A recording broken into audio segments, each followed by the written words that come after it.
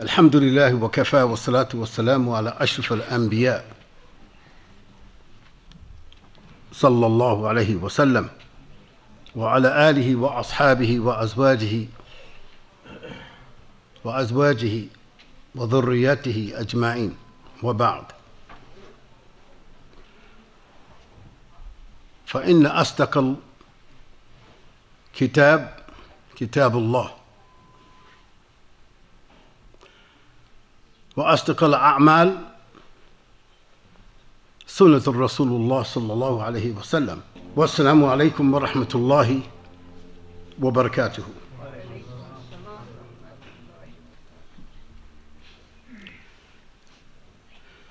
First of all, I'm extremely grateful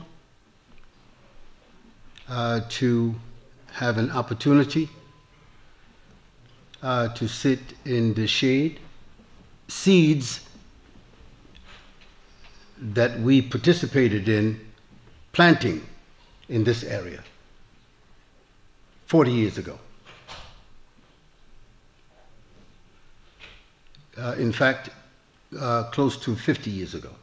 In this life, to sit in the shade of a tree that you planted, or a seed from which a tree came, then we have to be grateful to Allah subhanahu wa ta'ala. And it is He who gave us this attachment to faith.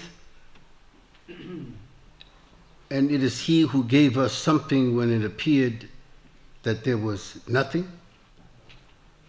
And it is all praises for Allah who guided us. And without His guidance, we could never have been guided. It is fitting, I think,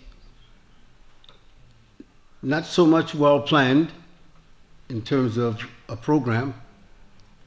It just came out of an invitation. But I think it's quite fitting that based upon the humble beginnings of Islamic activism, religious involvement, engagement, giving dawah and looking for properties and setting up masajids and things of this nature in the city of New York in particular. I can remember 1968 very well, like visiting the apartment where I was born.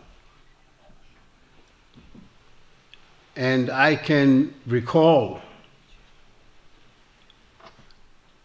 just for history, meeting with Dr. Ahmed Tutunji and Dr. Ahmed Sakar, and they're helping me to make a decision about accepting some kind of leadership.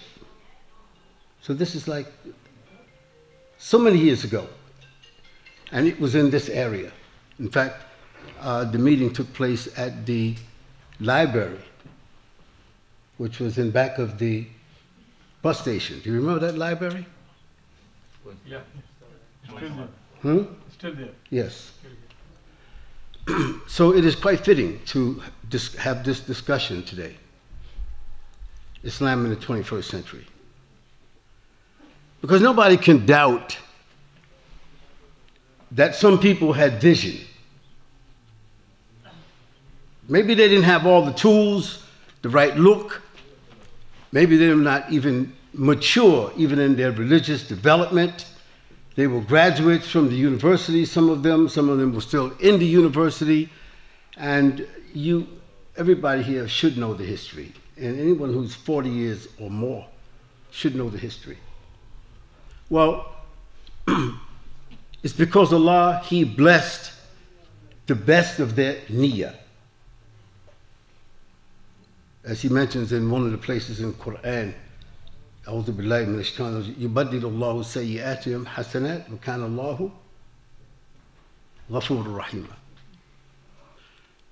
So I have been discussing this topic, Islam in the 21st century, as sometimes when I'm talking to non-Muslims, I'm doing it as a doorway to giving dawah. I'm not even giving them any dawah. I'm just first using Islam in the 21st century to let them know that there's a bridge, there's a relevance. So in the course of 5 or 7 minutes, there's no doubt in their mind that Islam is relevant to the 21st century. This is not a religion based upon the past. No. There's a premise of it that's in the past, but this is the religion of the future. And whoever forgets that this is the religion of the future, because it's been determined by Allah subhanahu wa ta'ala. Allah, He said, Inna ad-deena 'inda Allahi Islam. This is a finished statement, it's a complete statement. As one of our great Muslim writers, he mentioned in one of his books, which was titled Al-Mustaqbilu, Al-Mustaqbal, Lihad ad-Deen.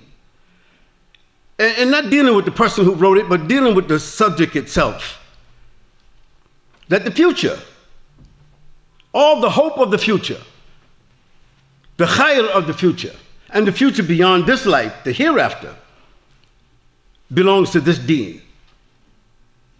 This is the mindset.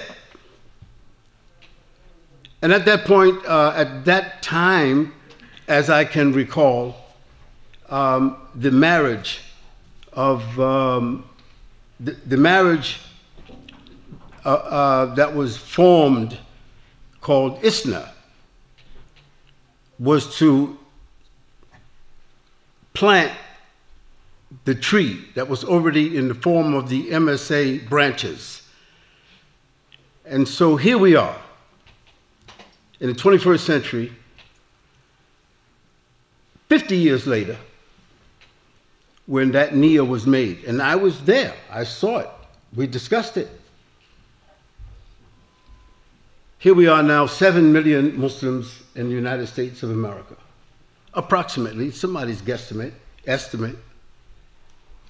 Some say 8, they're a bit ambitious. And some say 5, because they don't want it to appear that Islam is moving at the rate that Muslims are moving at the rate that they are moving in the United States of America. So this phenomena needs to be put within context. So I don't want to put it within cultural context or dialectical context. I don't want to put it within the context of Islamic rhetoric and things of that nature. I just want to put it within the context of, if we have a set of issues or challenges, the tools that you really have will decide the efficiency of your being able to resolve that problem. Allah has given us the Quran and the Sunnah, and it is our responsibility to make the Quran and the Sunnah relevant. And I want to use this word over and over, relevant to the people in society. You know, one day, a man asked the Messenger of Allah sallallahu alaihi wasallam a question. You know how so much knowledge from the Prophet came from the questions of others. So this man said, Ya Rasulullah sallallahu alaihi wasallam, which person is the best? Look how simple that is. What person is the best? The Messenger of Allah, he answered the question as it was asked, very simple. He said, Khairun nas, man yanfu'un nas. The best of the people is those who are the most beneficial to the people. What people? Of course, your family first. They're the first recipients of your sadaqah, your charity, your responsibility. And after that, it is the aqrabeen. There's the people who's extended even from them. Then there's your general people of your ahl, your area. Then there's the people of the area. And the people of the area, it includes neighbors, colleagues, co-workers who are of different religions and persuasions. Yet it is still considered the jama'ah. There's the Jama'ah of the inside, the Jama'ah who have made the commitment to the Quran and the Sunnah and the obligation of that. Then there's the extended Jama'ah, and that is the Jama'ah of the people of the community. And everybody here has rights. That's how we knew from the Messenger of Allah ﷺ that everyone had rights. You know, the old lady, you know what I'm saying, who she had rights to be buried, for them to wait for the Prophet to come, or to be told. That old lady that used to clean the mosque, she had rights. And the Prophet, he protected her right. That when he entered, he didn't see her, and they told her she died. What did he do? He gave her rights. You know, the woman who sat in the back, when Umar was questioning the issue of giving his opinion about the issue of, radiallahu anh, was giving his opinion about the issue of the mahar, a woman in the back, not accustomed to speaking out. What did she say to Umar, radiallahu anh, that day? She advised him.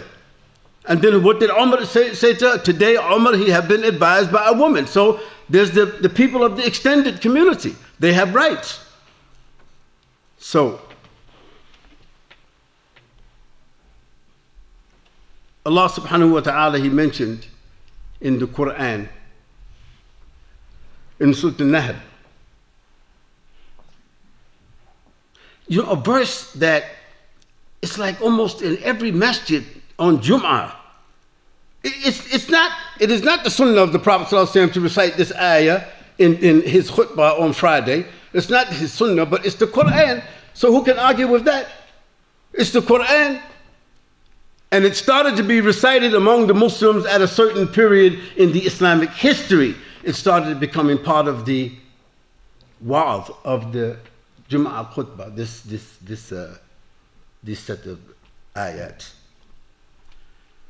Most Muslims, when they hear this in the Jum'ah khutbah, these ayats, they start shifting because they know that in another minute or two, the Imam will be standing up to lead the prayer. So they just start shifting, and they losing the meaning because they hear it every Jum'ah. And I'm not saying I will give any new meaning to it. I'm not saying I would be any more impressive than the person who recited the prayer for us. No. I want to us reflect for a minute, because this is the core of the discussion for Islam in the 21st century. Allah subhanahu wa ta'ala, he mentioned, A'udhu billahi istamil alim min ash-shaytan ar-rajim, bismillahir rahmanir rahim, inna Allah ya'muru bil-'adl wal-ihsan wa ita'i dhul qurba wa yanha 'anil fahsha'i wal-munkar ya'idhukum la'allakum tadhakkarun. And the doing of good, ihsan, to your kith and kin, and forbids everything that is shameful. I just want to shift one moment. So we'll go from the seerah of the Prophet ﷺ and bring it to the 21st century to make what we're saying relevant.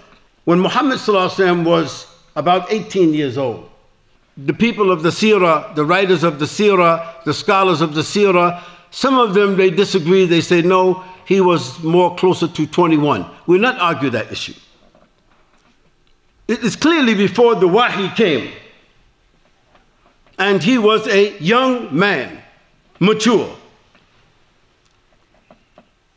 And it mentioned that he was invited to join a pact, a social pact, a treaty to keep peace, to give benevolence, to facilitate, to protect, to serve, to feed, to provide water, to give protection to the young, to the old, and to inspire the young people. They had valor, they had duties in the society.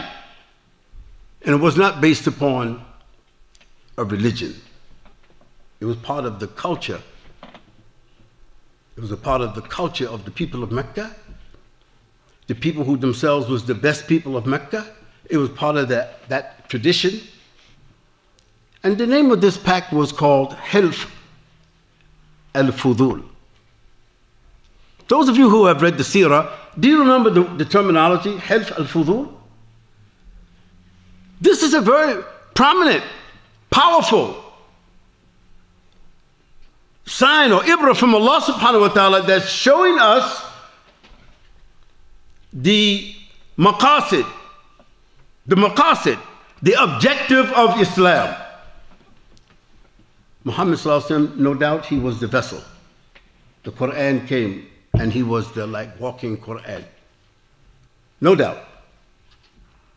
But it was not just the issue of reciting, managing that recital, preserving, teaching, distributing, ruling, judging. No, these are issues that came about as a result of social responsibility that led towards governance. Can you say that with me? It came as a result of what? Social responsibility, that developed into governance. So the first object was social responsibility. Allah subhanahu wa ta'ala, he mentioned about Muhammad sallallahu alaihi wasallam, وَمَا أَرْسَلْنَاكَ إِلَّا رَحْمَةً لِلْعَالَمِينَ. He said, sallallahu alaihi wasallam, إِنِّي بُئِثْتُ, verily I have been sent to do what? To perfect good behavior. Allah, he said, وَأَحْسِنُوا إِنَّ اللَّهَ يُحِبُّ الْمُحْسِنِينَ. Hear what that means. Ihsan here is not just to have taqwa.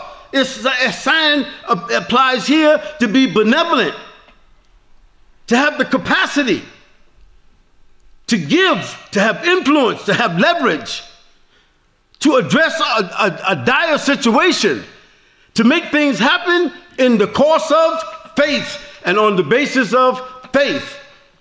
This is ihsan. And this country, United States of America, it has part of its constitutional component framework, something called the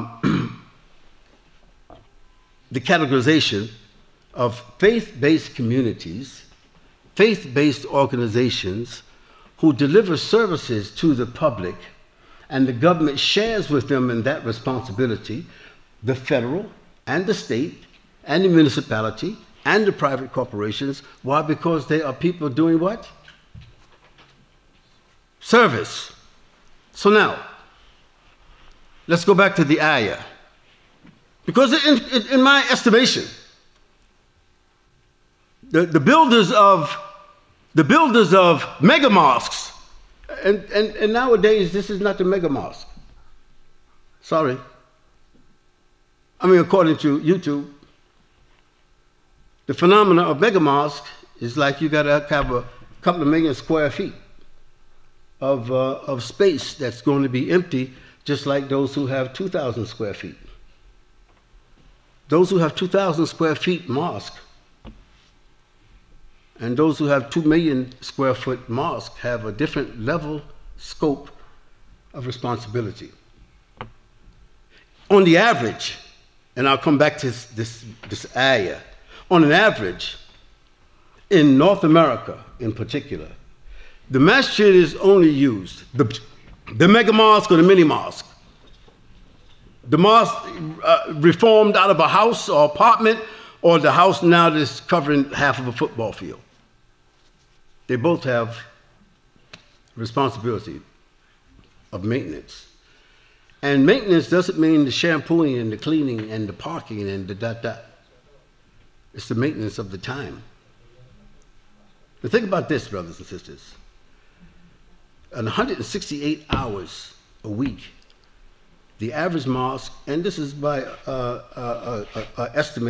guesstimate that was made by different agencies, the average mosque is only used 4 hours a day. 4 hours a day. And, you know, on weekends, according to if they have a school or they got some classes, it may be used 8 hours to 10 hours a day. So just do the math for yourself and then deduct that from 168 hours and see what the problem here in terms of time management. And then multiply that in North America 6,000 times. we're having a problem with time management when it comes to buildings. So one of the things is that we could put more activity into the masjid in the 21st century, because now we have technology, we have fiber optics, we have fiber optics, we have technology, we have a very well designed science and tools that we can use to optimize the use of all space that's designated for our faith. And the federal government, the state, the municipality, the county, the private corporations, they recognize that and they will respond to us. And through doing that, we can gain social influence. Now, now, why is social influence important? I want to go back to the discussion I had when I first started talking. I said that sometimes we have to use a different methodology to prepare somebody to listen to our message. Because Dawah is a message, but you have to get people to listen to your message. Somehow they gotta feel your message. They have to sense your message. They have to anticipate your message. They have to want to listen. And today, very few people, if they have a phone, very few people have 3 minutes to talk to you. Very few people today, including your children, they have 3 minutes just to talk to you. So what about to sit down and talk about something that people already disagree about? What makes them motivated to do that? Is that there should be some connection between those who want to do Dawah or those who are engaged in Dawah. There should be some motivation, some bridge, some relevance, some connection. So let's go back to the seerah of the Prophet ﷺ. How was he able to do that work, this hilf al-fudul? How was they able to do that work? They were doing service. They were being sponsored by people, wealthy people, people who believed in them and supported them, and others just joined them. Why? Because they were doing something good for the people. They were the leaders and representatives of the people. Not elected, but leaders and representatives because they were socially active. And that's the point. That our Messenger, sallallahu alaihi wasallam, Muhammad sallallahu alaihi wasallam, he was a social activist. He was designated by Allah subhanahu wa ta'ala to be a social activist and to be a shepherd. Not just to lead the sheep, but to lead people. And because that was already ingrained in his prophetic nature, it matured when the revelation came. But Muhammad sallallahu alaihi wasallam was already a person of benevolence. He was always smiling. He always had a good disposition. And when he was asked something very important, he always came up with a viable suggestion. This is how we gain influence in the United States of America, doing social service. As Allah subhanahu wa ta'ala said, remember the ayah, says, Inna Allah ya'muru what? Bil adl. First, right? So Muslims should be advocates of social justice and not like it's a buffet. No, you can't be social advocates for Palestine and social advocates for Syria, but you're not a social advocate for the people who are sleeping in the streets 200 meters or 500 meters from this building or from your home. No. No, no. Social justice is not it's not based on ethnicity or proximity or geography. No. There's certain things in Islam that we have to do, we are commanded to do, to make Hajj in Mecca. We can't make another Mecca. We can't make another Kaaba. We're ordered to go there. And we follow in the order of Allah. Labbaik, Allahumma labbaik. But other things can be chosen, selected. And one beautiful thing about Islam is that wherever Muslims went in the history, in studying the seerah and after the seerah until presently, one of the things you see is that Muslims went out with doing dawah and they were not asking for anything. They were sponsored. They were not asking for anything. They were sponsored. So that means that dawah was already taken upon. It was as an obligation. Some Muslims sponsored the Messenger of Allah, sallallahu alaihi wasallam. Some human beings, Allah, He sent them just to sponsor Rasulullah. Because the dawah has to be sponsored. Because what comes out of the dawah is not just words. What comes out of the dawah can be felt directly in the people in the street. What about this? Imagine,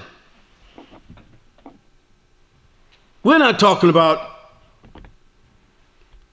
what do they call that when the people come from the neighborhood and visit the mosque? What do they call that? Oh, the open house, is that what we call it? We have like an open house. We open the house of Allah subhanahu wa ta'ala. We open that once a year.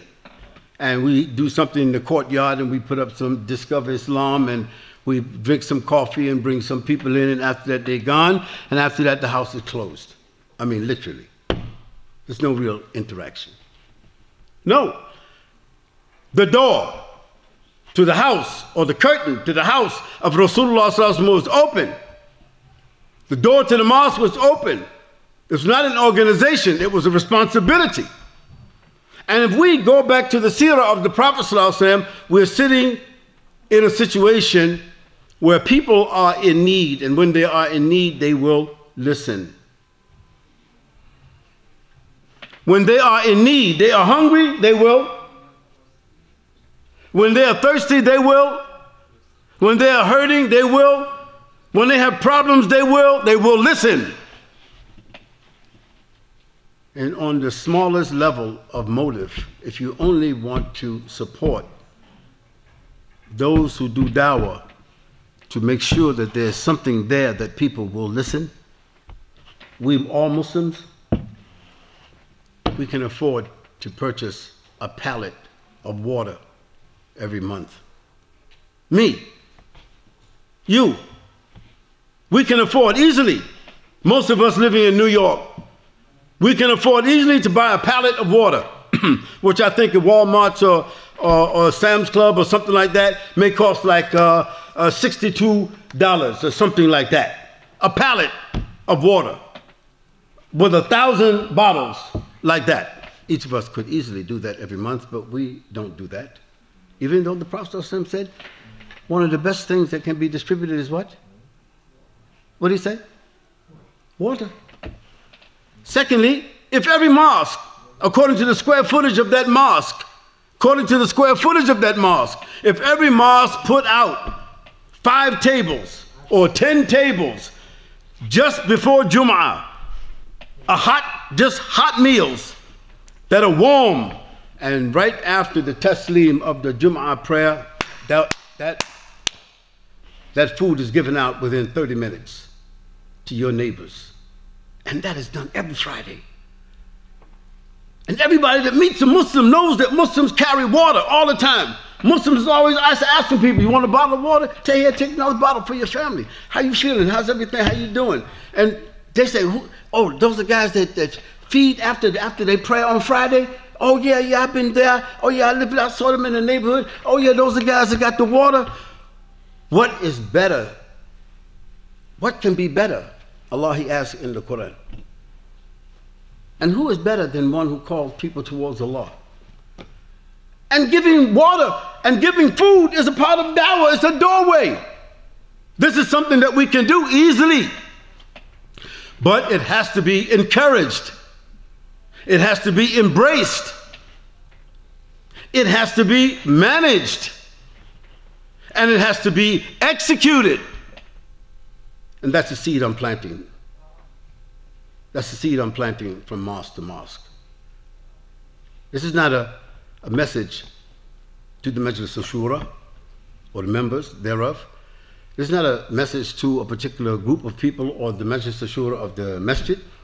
This is a message I'm giving to every group of Muslims I come in contact with, that we have a special responsibility in the 21st century that perhaps you don't understand, or we don't understand the impact of it. Brothers and sisters, keep this in mind. I came from Thailand around 3 weeks ago. And so I would visit some Muslims in Thailand in 2 or 3 different places. And so that was like country 119 for me. To visit countries and see their culture and visit Muslims and pray in their masjids and expand my personal experience. Well, that's when I realized how blessed we are as Muslims, living in the 21st century, in the Western Hemisphere, where, of course we can preach our religion from coast to coast, because it's in the Constitution that if a man or a woman wanted to run from New York to California with no clothes on, they have the constitutional right to do that. So certainly, if they have the motivation to do that, and they also have the consent of the government to do that, or at least the protection, then there's no doubt that we Muslims also have a great blessing, that we can give dawah coast to coast. But we need to understand that dawah is not talking. Dawah is not meeting together and having conferences. That's not dawah. That's preparing the soup. That's chopping the wood. That's setting up the camp. But the dawah itself is the resources that we're using, the water, the food, the technology, the services, to mediate, to administrate, to give service to the people whom you know and whom you don't know. So what the Prophet ﷺ said, to whom you know and whom you don't know. He said, whom you know and whom you don't know. So who we don't know?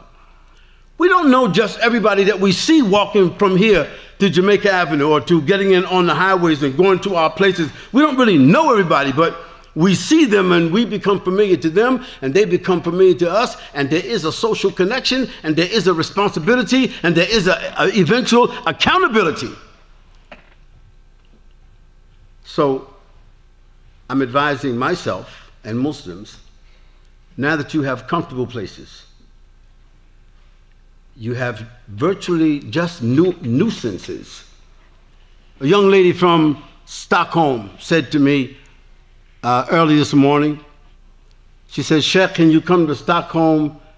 Some people will want you to talk about the Quran burning and how this is like they are destroying our honor and they shouldn't. I tell the sister, listen, your problem is that there's not enough men. There's not enough Muslim men in Stockholm who have common sense that a woman has to call me and ask me to fly there to talk about the Quran burning. I tell them, listen, sister, when the people guys want to burn some Quran, do this. We just did that 2 months ago. I told them, you want to burn the Quran? Beautiful. I'm going to burn some too. I got more than you. I'm burning for my reason, and you burning for your reason. I'm going to provide the Qur'ans for you. Not the Qur'an, but the Musahif. See. So they were confused, and Muslims wanted to bomb and turn over cars and fight the police and march and shout and everything. And still they want to burn the Qur'an. So what's going to happen? Because of your Muslim fervor, you will burn down the streets, people will go to jail, somebody can die, and it's all about what you call honor. No, it is dishonorable. It doesn't make any sense to do that. We have to come up with a different technique. And so in actuality, what did the Prophet ﷺ say to us to do if there's some masahif piled over in the closets or someplace they were damaged by water or some pages is missing? What are we supposed to do with those? Do we throw them in the trash? No. What do we do with them?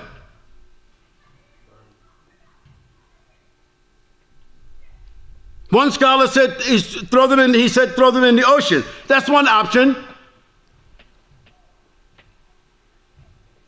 Some other person said tear them and scatter them across. Okay, that's another option. But we know the Prophet ﷺ recommended burying them or burning them. Because why? It's just paper with defects. Because it's paper with defects, what's we supposed to do with that? At least have an honorable way to dispose of it. So I said, okay, good. The guy want to burn the Quran?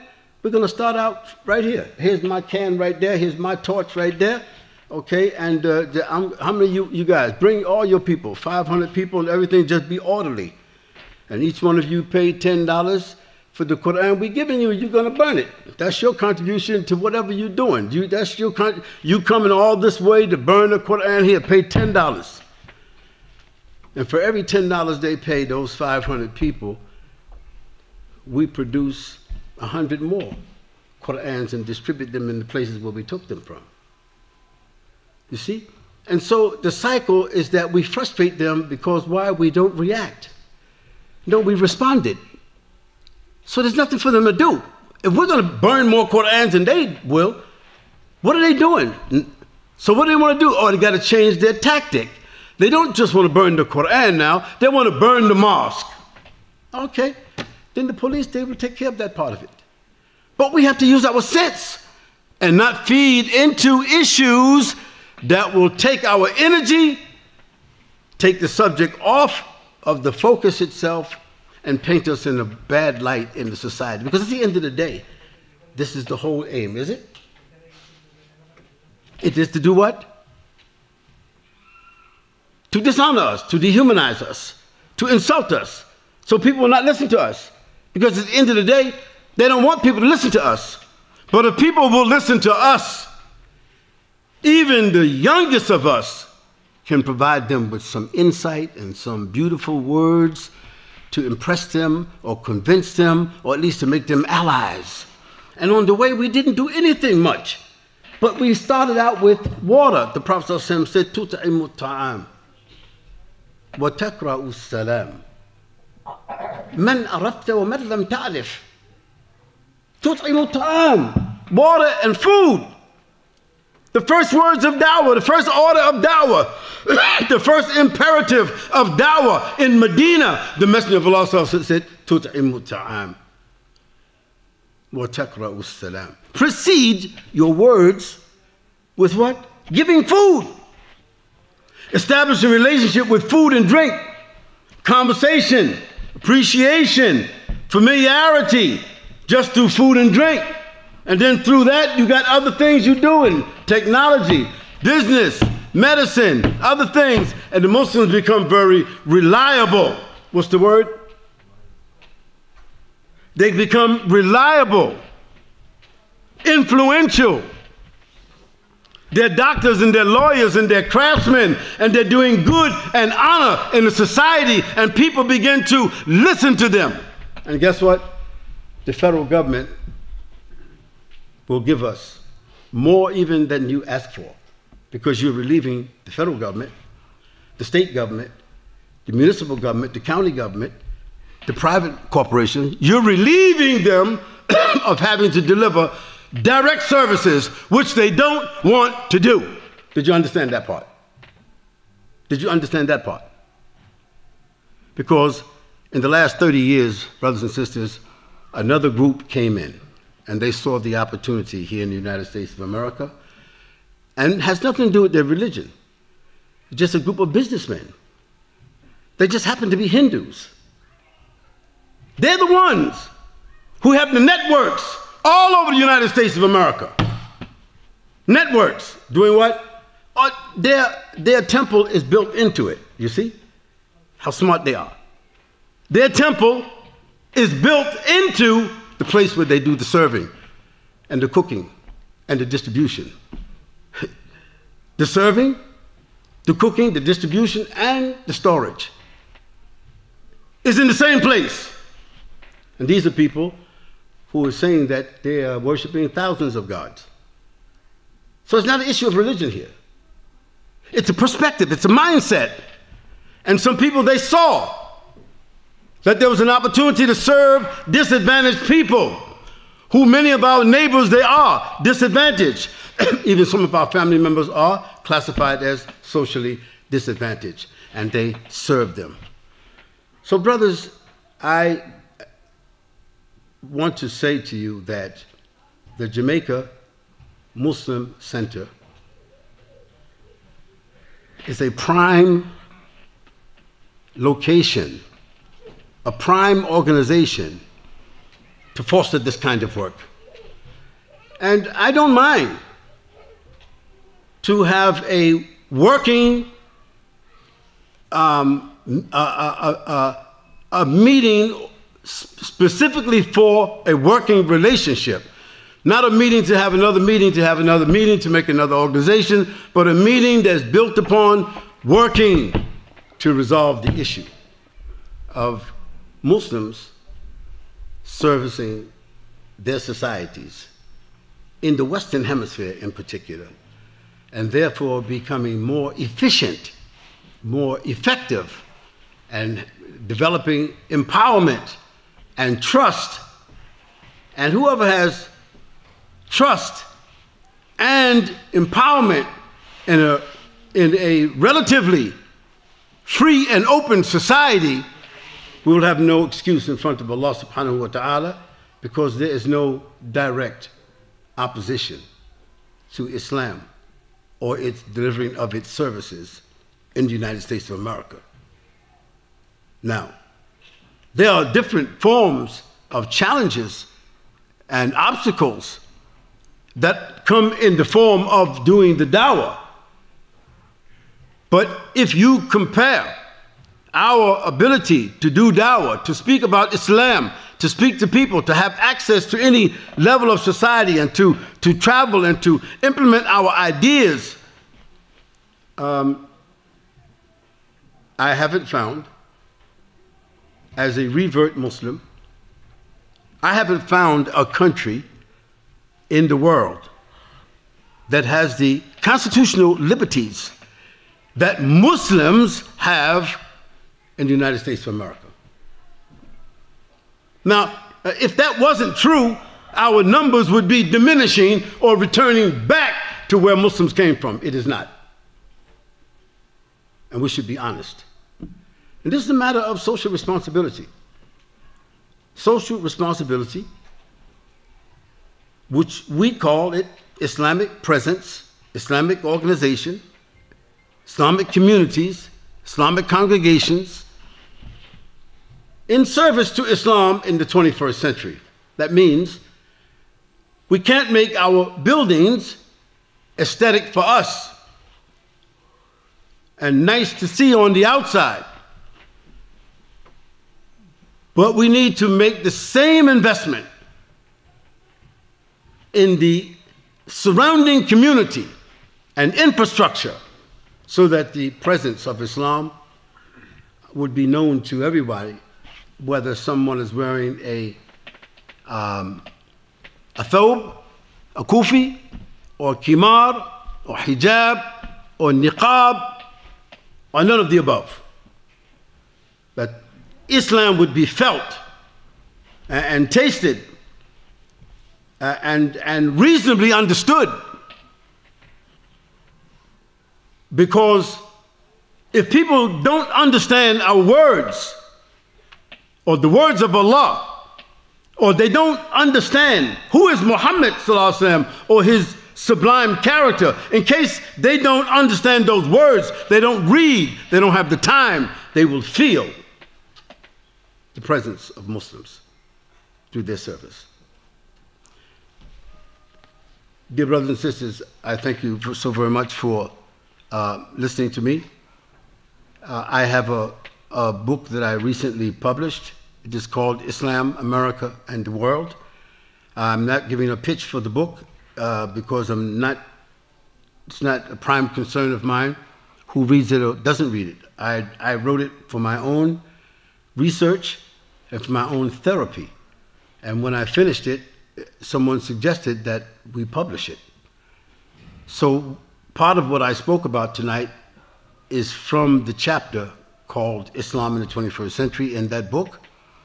And to summarize, I'm just encouraging Muslims to take the best of what we have invested in the last 50 years here in the United States of America and make brotherhood our bond, and bring the Quran to life with the least amount of words, and to demonstrate the Sunnah of Muhammad sallallahu alaihi wasallam in our daily lives, not just coming back and forth to the masjid or what we do inside of our homes or what we do among other Muslims, so that Islam and the Muslim becomes fairly well known.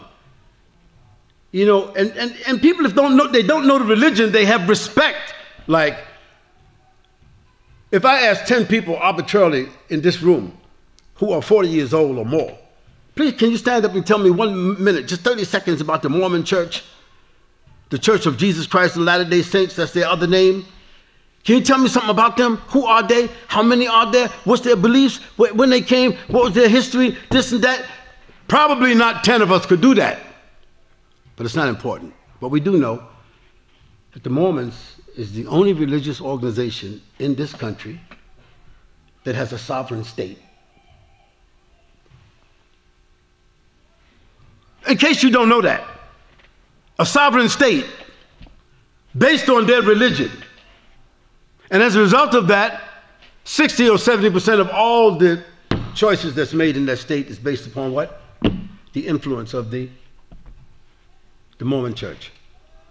Now, I'm not mentioning this because we're in competition with anybody. I'm mentioning this because this Constitution, this country that we're living in, permits that, and they have a very friendly, productive, contemporary, powerful relationship. Why shouldn't we? We have a different history, but we have to change our mindset. Again, I want to thank the Majlis al-Shura. All my dear friends, many of them have passed. Like many of my own colleagues, they have passed. But I ask Allah subhanahu wa ta'ala that the work that we have done, it passes down into the young people who are now 10, 15, 20 years old, undergrads, grads, postgrads, people who are people in industry and business and technology. And they will, through what Allah gave them and the prayers and the guidance that was given by their grandfathers and grandmothers and mothers and fathers and all that there, we will bring a new image for Islam and Muslims in the United States of America through service. I say, Subhanakallahumma wa bihamdik wa nashhadu an la ilaha illa anta wa nastaghfiruka wa natubu ilayk. I don't know what provisions there are for Q&A. It can be after Salatul Isha, or it doesn't have to be a Q&A. So maybe my host, they can tell me what is it's 5:47. Yeah, we have a time. The Isha is 7:15. You can have Q&A now. Good. So, brothers and sisters, I just make one request about Q&A. It has to be relevant to the topic that was discussed. The second thing, I don't answer fiqh questions. Why? Because you have your own ulama and fuqaha, people who know your issues and problems and your perspectives and history and language and all kinds of things, and they have more responsibility to me than I do to be answering fiqh questions.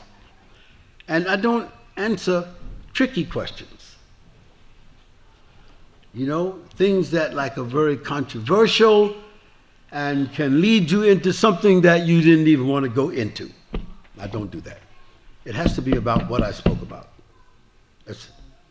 And you have to ask the question in 30 seconds or less. That's it.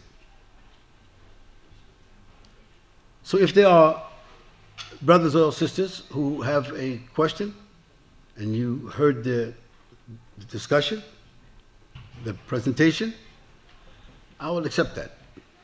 Just, you can just raise your hand, I'll recognize you, you can ask the question and I will answer it to the best of my ability in the same 30 seconds.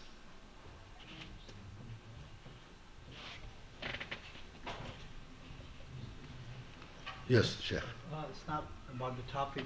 The books that you mentioned, is there somebody there outside with the books or something that? No, it's on Amazon. Oh, it's on Amazon. Amazon helps that you don't have to buy the books, you don't have to store the books. Everything is done very digital and very clean, and you don't have to submit it to the government either. Yes, Sheikh.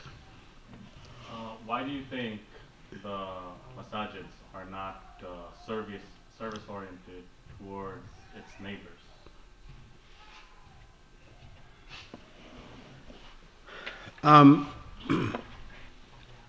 Usually neighborhoods are natural.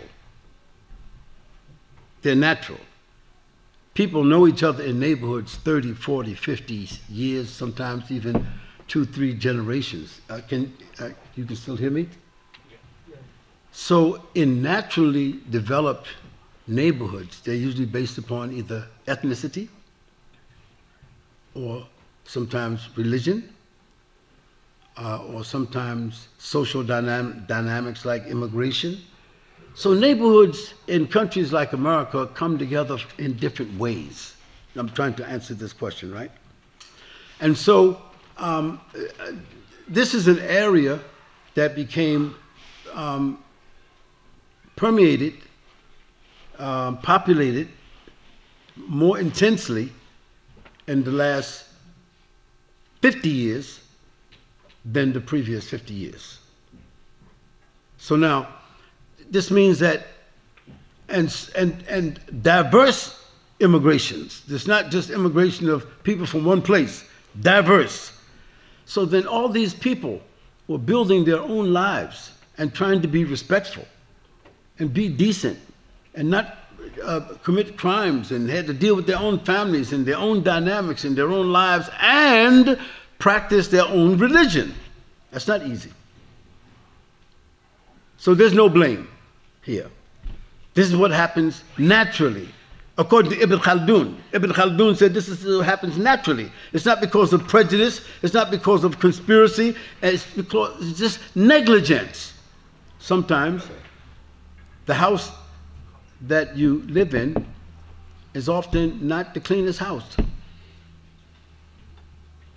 And so I'm speaking not from a point of anyone's fault, because some people built an infrastructure that facilitated like the growth of Muslims in the United States of America.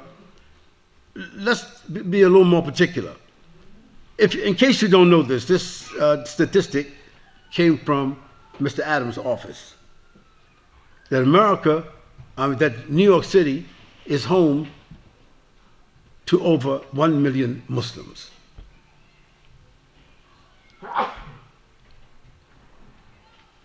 Close to 400 masajids. So whatever we're talking about when we come to the communities like the Jamaica Muslim Center, and other communities around the United States of America, in the past 40 to 50 years, the same problem is there. But we are more mature.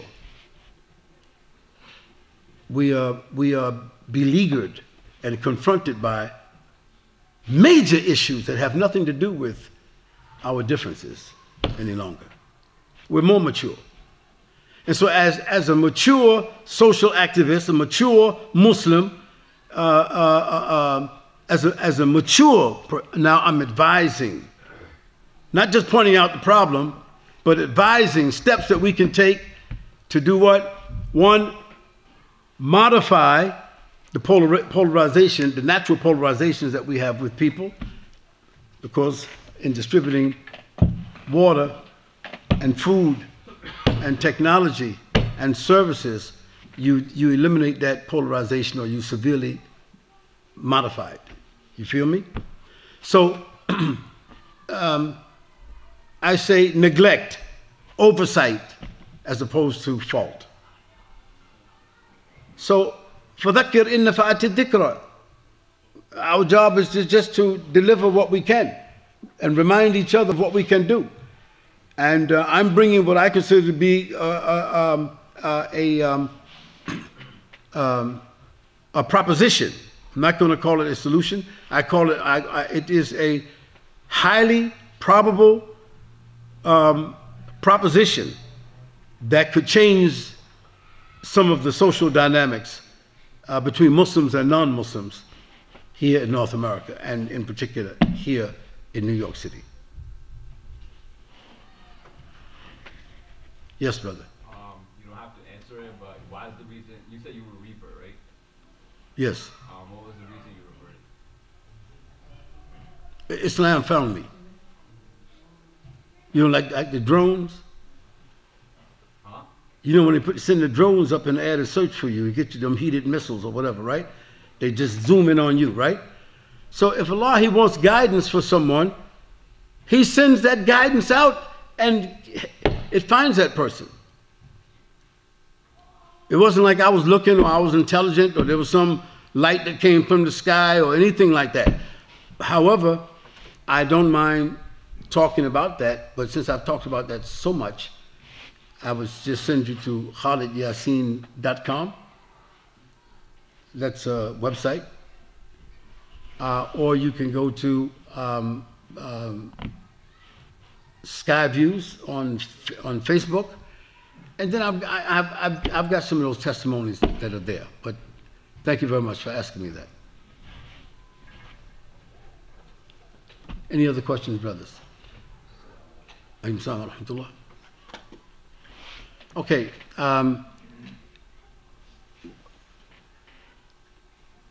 In most discussions that are considered to be proactive,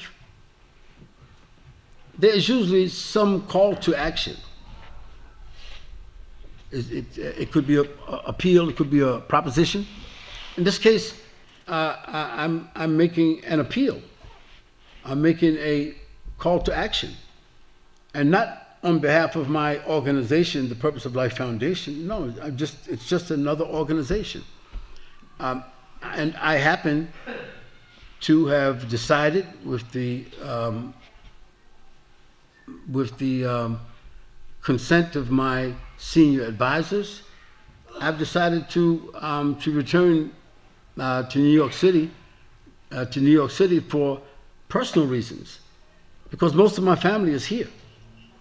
And so by default, it's my responsibility to meet with my peers in age, and my peers in Islamic work, and Muslim brothers and sisters who we are all now neighbors. You know, we are all neighbors. From East New York to Jamaica is a 25-minute drive. That makes us neighbors. And having said that, I just want to put it out there as something that's in the universe and something that's recorded, that I think that those who have responsibility among the Muslims, they need to meet and greet without food and have their don't drink tea and coffee and biscuits and sweets. Don't do that. Don't promise food, nothing. Make the meeting an hour or 2 hours if there's 20 people, hour, 2 hours, done. And the refreshments for whoever wants it at the end. And you'll get something done. And that we have a set of meetings like that to come up with an agenda that we can append, you know, an agenda that we can append, that we can attach to the work that we're doing in every Muslim center. Because every Muslim center is also a community service center, isn't it? According to the niyyah and the work of the Prophet ﷺ, every Muslim center should also be a community service center. And this is what we are proposing to do in New York City, inshallah. Yes, brother. Well, brother, I don't want to be like a square.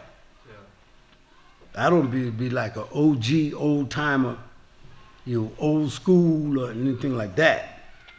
Okay. Were you here for the lecture? I came, I was here for most of it. Yeah. Okay, good, good. So I can guarantee you this, that if we, the older generation, we had 10 young people your age, young men, and 10 young ladies, same age, about there, undergrads or seniors in high school and graduates,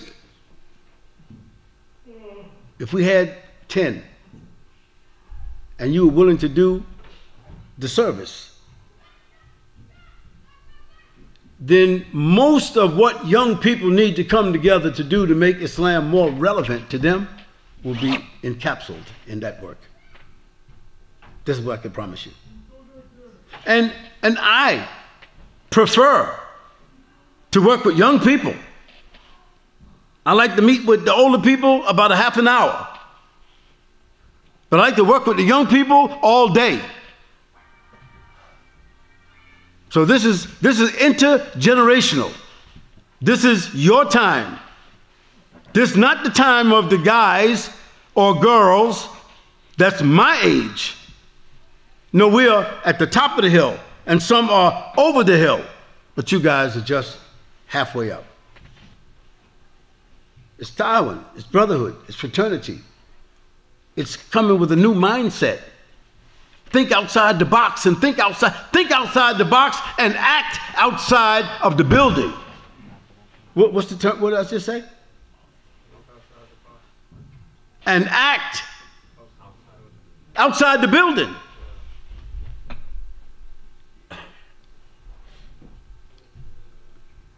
This is the United States of America. And we're not talking about the flag. We're not talking about the eagle. We're not talking about the White House. We're not talking about the Republicans and the Democrats. That's not what we're talking about. We're talking about our treaty, our social, political, moral treaty with this country that's called citizenship. Allah is going to hold us responsible for that. And I want to share that with young people, because some old people, they think they're already endowed.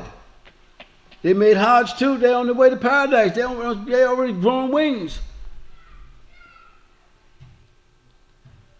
And when people become endowed spiritually, they think they're empowered, or they're endowed, or they're blessed, or they're old, and they make great sacrifices. They think that they have influence. They do. They should be respected highly. And the Prophet ﷺ Sunnah provides for that. But I want to remind the people here that of the 86, some said 78, major companions of the Prophet ﷺ, most of them were young. So, glad tidings to the young people. Thank you. That's a very good question, and it is relevant. It's just that the deen should not be linear. He did say line up, but everything doesn't have to be linear. It's not about boxes and squares. There's some circles in there too. And you cannot join a race of people that's moving, doing the 100-yard dash, and you starting from standstill and you didn't warm up. What are you headed for? Some kind of serious injury. So rather than to get injured, Muslims kick back in their comfort zones. No, we need young people to be active, to be clear-minded, to be focused, to be disciplined, to be endowed, to be trained, to be focused, to be influential with other young people. And then those young people who could probably make up 40% or 50%, when I say young, 40, between 40 and 15, they could really have a voice. But they have to think outside the box and act where? Outside of the masjid, and still be respectful. Because if the older people who are the pioneers and everything, if they know that you're going to preserve what they struggled for, they're wise enough to understand that you will be the one that's going to inherit. Is it correct? It's a partnership. May Allah subhanahu wa ta'ala, He bless the elders, and those that are here and those who have passed. And may Allah subhanahu wa ta'ala, He bless the pioneers of Islam in the United States of America. Those who, most of them now have passed away because they came here about 70 years ago, and they started their work here around 1950, 1955. And some of us, we don't even know their names. For the record, my name is Khalid Yasin. Some people call me Shaykh as a respect. It's not necessary. I'm 76 years old. I became a Muslim in 1965 in this city at Masjid Dawood. And I was Imam and Chairman of the Purpose of Life Foundation Islamic Institute on Eastern Parkway for about 7 years. And this is my home. And the Jamaica Islamic Center, or Jamaica Muslim Center, and its growth and its development is very dear to me. And I thank my brother Juhaib Chowdhury for making this meeting happening, inshallah. And I am your elder in some cases, or your associate brother. And my email is skypurpose@gmail. That's my email. And my WhatsApp number is 246-945-2406. وسي سبحانك اللهم وبحمدك ونشهد أن لا إله إلا أنت ونستغفرك ونتوب إليك والسلام عليكم ورحمة الله وبركاته.